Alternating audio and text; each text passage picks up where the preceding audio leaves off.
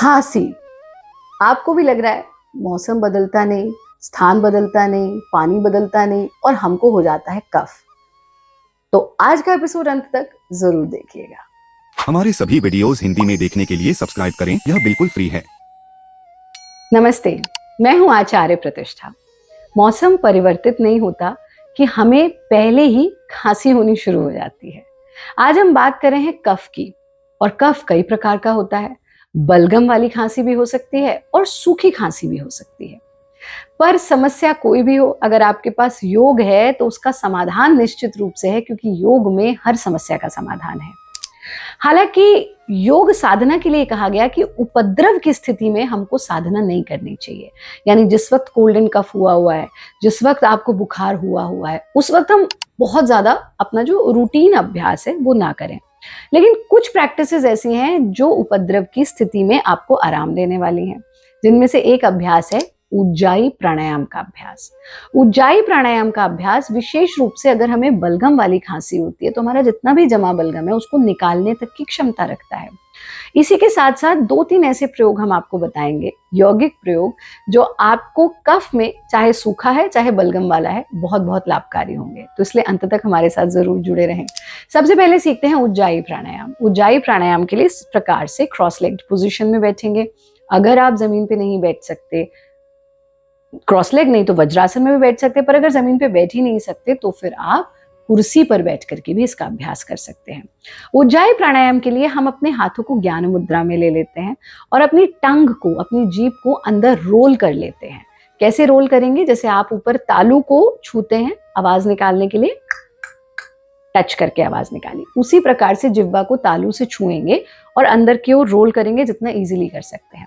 अब आपकी टंग रोल्ड ही रहेगी। नासिका से श्वास लेना है, नासिका से छोड़ना है। लेते समय भी हमें खराटे जैसी आवाज करनी है और छोड़ते समय भी। इस आवाज को निकालते समय आपको अपनी नासिका पर, आपको अपने गले तक और गले के भीतर तक भी ऐसा महसूस होगा जैसे वायु आपको स्पर्श करके जा रही है, स्पर्श करके आ रही है। इस दौरान आपको खांसी हो सकती है, आपको उबकाई जैसी भी आ सकती है, और अगर आप खांसेंगे तो आपकी बलगम भी निकल सकती है। This is absolutely normal. तो एक बार देखिए कैसे करना है। स्थिति में बैठे,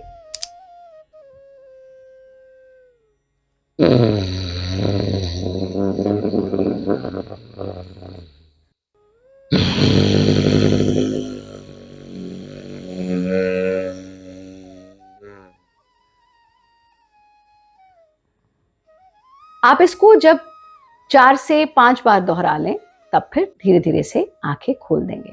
आंख खोलने की जल्दी हमें बिल्कुल भी नहीं करनी है। ये हुआ उज्जाई प्राणायाम, जिसका 4 से 5 रिपीटिशन आपको करना है। शुरू में थोड़ा जटिल लग सकता है, पर विद्याभ्यासेनैव प्रसीदति, विद्या तो अभ्यास से ही प्रसन्न होती है। तो नियमित अभ्यास करें, आपको लाभ मिलेगा। हमने कहा था कुछ ऐसे प्रयोग आपको बताएंगे। सबसे पहला काम जो आपको करना है वो ये कि गुनगुना पानी लीजिए, उसमें थोड़ा सा नमक डालिए और उससे गार्गल कीजिए। यानी मुंह में डाला और आ इस तरह की आवाज निकाली, उसको बाहर स्पिट कर दिया, थूक दिया।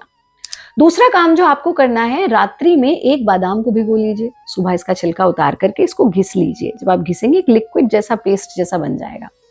इसको यानी एक कटोरी लीजिए, पहले उसमें 1 चम्मच शहद लीजिए, फिर ये पिसा हुआ यानी घिसा हुआ, पिसा हुआ सही शब्द नहीं है, घिसा हुआ बादाम डालिए। थोड़ी सी अदरक को ऐसे कूट लेंगे, फिर उसे निचोड़ेंगे तो उसमें से 2-3 बूंद पानी निकल या रस निकल आएगा अदरक का, वो डाल लीजिए।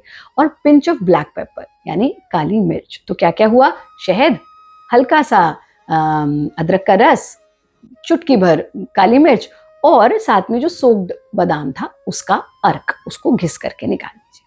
इसको आप हर थोड़ी थोड़ी देर बाद जीभ पर लगाकर, लगभग हर घंटे जीभ पर लगा करके छोड़ दीजिए और फिर मुंह में ही घुलने दीजिए, फिर उसको अंदर ले लीजिए। ये बहुत ही कारगर प्रयोग है। आप नियमित रूप से योगाभ्यास करें। बहुत ठंडा जल का या भोजन का सेवन ना करें। हमारा कार्यक्रम देखते रहें, स्वस्थ रहें, मस्त रहें, व्यस्त रहें और किसी परेशानी से नहीं त्रस्त रहें।